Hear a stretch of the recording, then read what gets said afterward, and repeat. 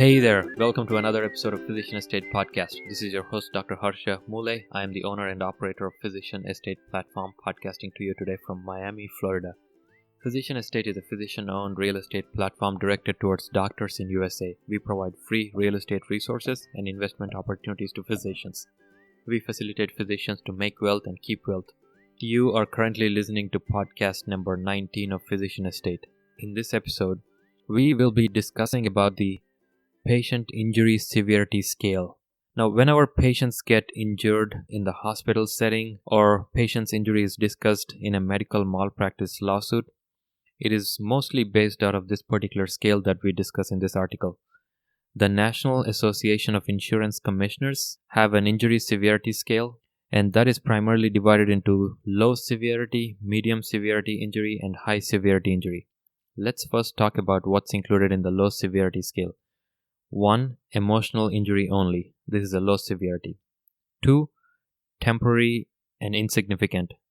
In this category, this includes lacerations, contusions, minor scars, rash, and no delay in recovery. Moving on to the medium severity, it has 3 categories: temporary minor, temporary major, permanent minor. The following is included in temporary minor: infections, fractures, missed fractures, and delayed recovery. Now, temporary major includes burns, surgical material left in patients, drug side effects, and delayed recovery. Permanent minor severity includes loss of fingers, loss or damage to organs, and non-disabling injuries. Moving on to the final segment, high severity injuries.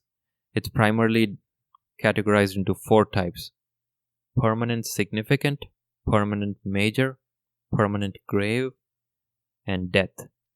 Now first, permanent significant includes deafness, loss of limb, loss of eye, loss of 1 kidney or lung.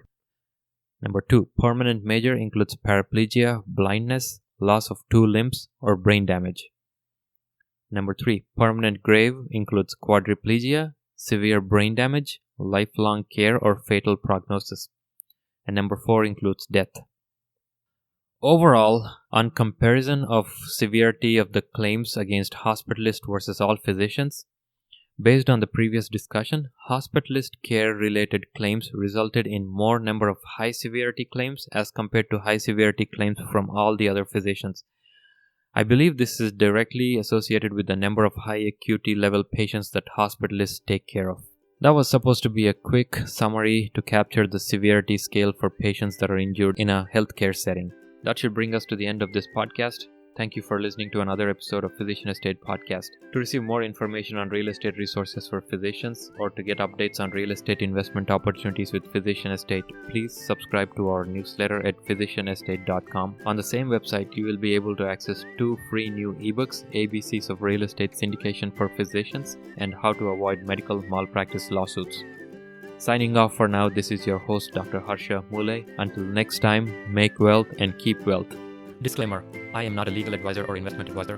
The content in this podcast is not investment advice. This is my personal blog, and all the content found here is for informational, entertainment, or educational purposes only. It should not be construed as personal investment advice.